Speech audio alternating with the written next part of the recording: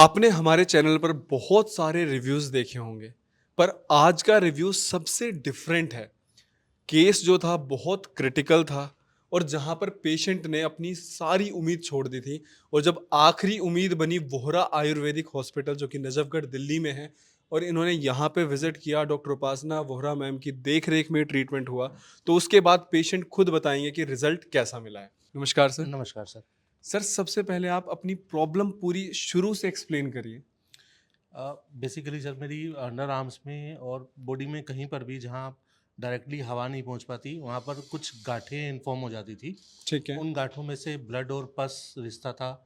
ज़्यादातर under arms में था।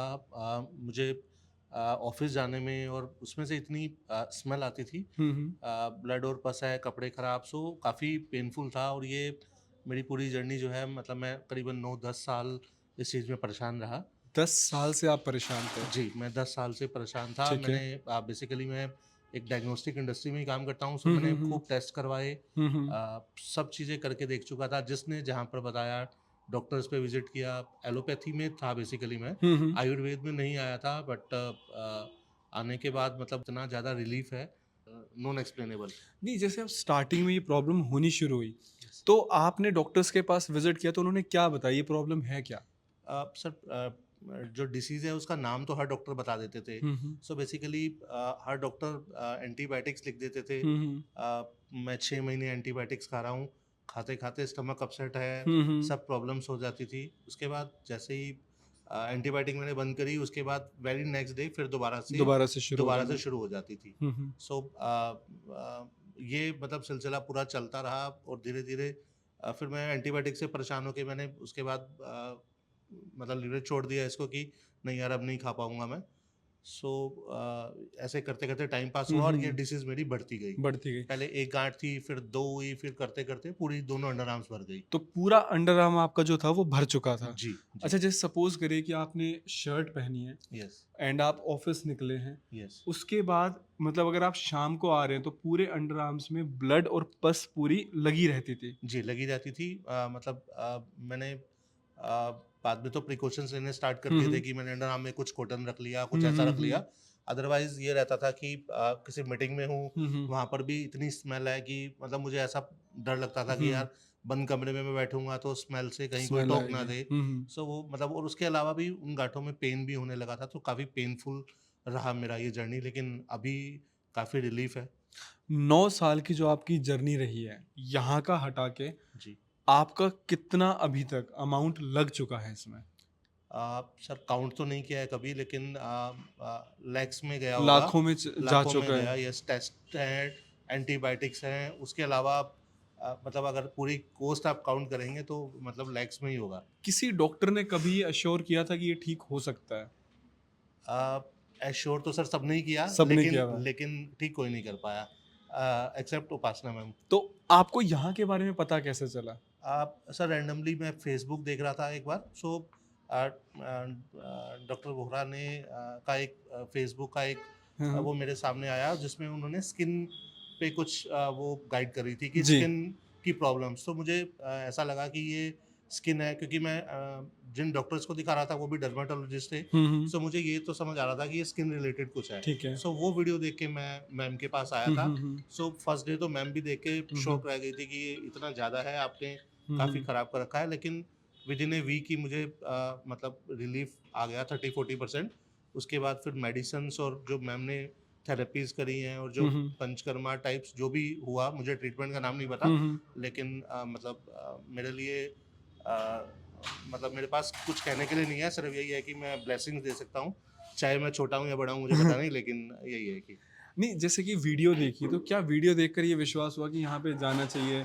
या फिर मन में सिर्फ़ ये सोच के आए थे कि let's give it a try कि कोई नहीं, पास में एक बार जाके देख लेते हैं? स्टार्ट नहीं, पास भी नहीं है सर, मैं काफ़ी दूर से ही आया हूँ। हाँ, हाँ। लेकिन मुझे ये था कि मैं इतनी इतनी एलोपैथी से इतना परेशान हो चुका था। फर्स्ट टाइम तो लेट इट बी ट्राई करके ही आया था, लेकिन 1 हफ्ते के बाद जब मुझे इतना रिलीफ मिला तो फिर मतलब मैंने कंटिन्यू ओके। किया। यस। देखिए, एक बीमारी ना हमेशा कई सारी बीमारियों को जन्म देती है।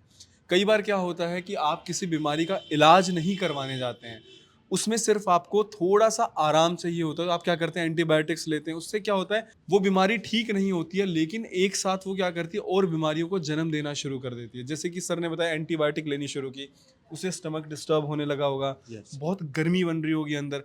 अगर आप बहुत लंबे टाइम तक उसको लेते रहेंगे, आपको और सारी दिक्कतें होनी शुरू हो जाएंगी। इसीलिए हम हमेशा कहते हैं, जड़ से ठीक करने पे काम करना है।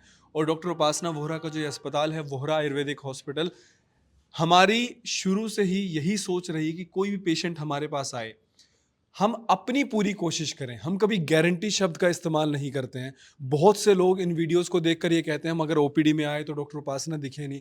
डॉक्टर उपासना बहुत सारे केसेस पे एक साथ काम कर रहे हैं। जैसे कि सर का केस था, क्रिटिकल केस था, तो मैम को उस पर पूरा टाइम उन्होंने डिवोट किया। पूरा जो लाइन ऑफ ट्रीटमेंट था वो मैम ने ही बनाया। हर इंसान को अपनी बीमारी बहुत क्रिटिकल लगती है, हम इसको मना नहीं कर रहे हैं, लेकिन कई सारे हमारी डॉक्टर्स की टीम है जो केसेस आपको क्रिटिकल लग रहे हैं, हम वो सालों से डील कर रहे हैं, तो हमारे लिए बहुत इजी है, जिसको हमारी डॉक्टर्स की टीम देखती है। अगर फिर भी कोई बहुत ज़्यादा क्रिटिकल केस आता है, तो उनको डॉक्टर उपासना वोरा खुद ही देखते हैं।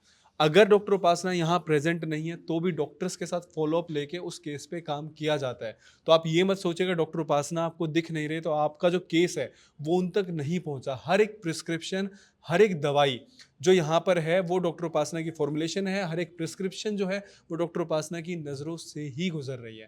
अब सर यहाँ पर बैठे हैं। सर, कितना टाइम आपने यहाँ ट्रीटमेंट चलाया है? Sir 30 days, 30 to 30 35 to days. 35 days. Yes. आपको परसेंटेज में रिलीफ कितना है? सर मैं बोलूँगा 90% रिलीफ है। लास्ट टाइम पस कब आया था? अ, सर वही जो मैं 1 वीक आया, 1 हाँ, वीक जो मेरी थेरेपीज़ हुई, ठीक है। उसके बाद पस और ब्लड आना तो बंद हो गया। हाँ जी। उसके बाद कुछ टाइम कुछ लिक्विड निकल रहा था, हुँ। सो जिसके लिए मैम ने मेरी मेडिसिन चलवाई थी। जी, जी। सो उसी को ही मैं आज दोबारा से विज़िट किया है मैंने, कि एक बार मैडम को हुँ। दिखाने के लिए। और अग्निकर्मा किया होगा डॉक्टर उपासना ने आपका, वो एक यस, शलाका होती है, यस, उससे यस। पूरा वो करके। तो हमारे यहाँ पे जैसे पंचकर्मा की थेरेपीज़ भी हैं, अग्निकर्मा भी किया जाता है, उसके साथ में हमारी कस्टमाइज़्ड मेडिसिन है, जो कि आपको और कहीं नहीं मिलेगी। हमारी कोई ब्रांच नहीं है, हमारा कहीं और कोई अस्पताल नहीं है, हमारे डॉक्टर और कहीं बैठते नहीं हैं किसी और के। इसीलिए आप झांसे और बहकावे में ना आए, ट्रस्ट रखिए। ऑनलाइन भी ट्रीटमेंट शुरू कर सकते हैं। अगर आप देश के किसी भी कोने से हैं, आप हमसे जुड़ सकते हैं, ट्रीटमेंट अपना शुरू कर सकते हैं। बहुत क्रिटिकल केस है। सर, आप खुद बताइए कि आपका केस कितना क्रिटिकल था? मतलब लाइफ में आप किस मोड़ पर पहुंच चुके थे? अ, सर वही मैं कह रहा हूँ कि मैं 10 सालों से परेशान था, और जिस तरीके से ये गांठें थी, मुझे पेन होता था। इवन जब मैं सो रहा हूँ, सोते हुए बाजू को मैं ऐसे नहीं कर सकता हम्म। था, हाथ को ऐसे करके सोना पड़ता था। उससे सर्वाइकल भी होना शुरू हो गया था, कि मैं हर वक्त बाजू ऊपर हम्म। करके हूँ। प्रोफेशनल के पॉइंट ऑफ व्यू से भी मैं बोलूँगा कि कितना मुश्किल है, कि जब आपका शरीर इस तरीके से है और हम्म। आपको मीटिंग्स अटेंड करनी है, तो कितनी प्रॉब्लम्स है। सो प्रोफेशनल लाइफ खराब हो रही है, पर्सनल लाइफ खराब हो रही है, आप यस, अपनी फैमिली के साथ हैं, वहाँ पे साथ में बच्चे हैं, कहीं ना कहीं आप खुद ऑकवर्ड फील कर रहे हो। एब्सोल्युटली। मतलब मैनी ऑफ द टाइम्स ऐसा होता था कि मेरी बेटी पास में बैठी है, वो उठ के चली जाती थी कि कुछ स्मेल आ रही है। सो काफ़ी हो रहा, लेकिन वही है कि thanks to doctor Upasana doctor ma'am. Upasana. अच्छा, जैसे आप वीडियो देखी आपने डॉक्टर उपासना की, तो आपने कमेंट्स वगैरह भी पढ़े कि अच्छा कैसा डॉक्टर है, क्या बता रही हैं? हाँ, ऑब्वियसली, क्योंकि तो कमेंट्स में कुछ नेगेटिविटी वगैरह होगी? बेसिकली सर यही है कि हर तरीके का व्यूअर मिलता है। सो मुझे, क्योंकि मैं इतना परेशान था, सो मैंने पॉजिटिव वाइब्स की साइड देख के मैंने देखिए, विजिट किया, मैंने नेगेटिव को अवॉइड किया। देखिए सो जो कमेंट्स वहाँ पे आ रहे हैं, हमें नहीं पता वो कौन कर रहा है। और हम ये कहते हैं हमेशा, जिनको भी अगर कोई भी दिक्कत है, अगर उनको लगता है कि हम लोग उनका ट्रीटमेंट अच्छे से नहीं कर रहे, वो हमारे पास यहाँ आके विजिट करो। अगर इतने क्रिटिकल केसेस को डॉक्टर उपासना इतने आसानी से डील कर पा रहे हैं, तो डेफिनेटली आप ये सोच सकते हैं कि उनका लाइन ऑफ ट्रीटमेंट जो है वो कितना ज़्यादा अच्छा होगा। हमारी कोशिश, हमारी सोच हमेशा यही रही है कि कैसे सबको ठीक किया जाए। अगर 1000 में से 1, 2, 3, 4 पेशेंट ठीक नहीं हो पा रहे हैं, वहाँ कभी डॉक्टर गलत नहीं होता, डॉक्टर की दवाई गलत नहीं है, क्योंकि इतने सारे लोग ठीक हो रहे हैं। सर, लास्ट क्वेश्चन, जो कि हमको कई बार बहुत ज़्यादा बोला जाता है कि डॉक्टर उपासना वोरा का ट्रीटमेंट बहुत महंगा है। सर इस पे तो मैं आपको कमेंट लगा महंगा? नहीं मुझे नहीं लगा, बट मतलब पेइंग कैपेसिटी के हिसाब क्योंकि से भी आप उसको खुद किया इस जा वाली सकता है। फील्ड में हो, आपने देखा है कि हाउ मच डॉक्टर्स चार्ज, आप कहाँ-कहाँ विज़िट करते हो, कितने धक्के खाए जाते हैं। हाँ, मतलब अगर मैं कंसल्टेंसी की बात करूँ सर, तो एक नॉर्मल डॉक्टर से कम कंसल्टेंसी है।